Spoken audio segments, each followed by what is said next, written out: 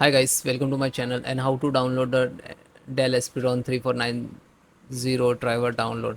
So open any browser, Google search box to type like that and then first link which is dell.com. Okay, this is official website, so click on it.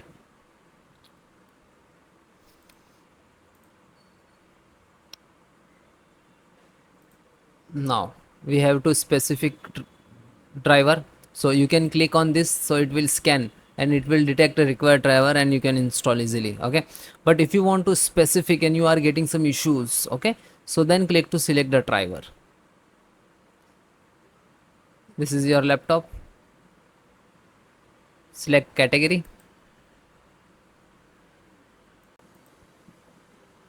scroll down. So this is a chipset driver and this is chipset. Click select this, click to download.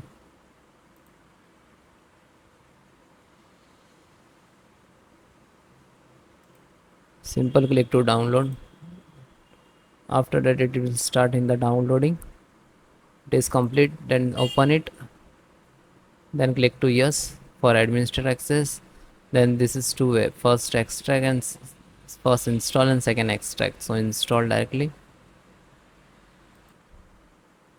So you can see it is installed and then finish it, then restart your system.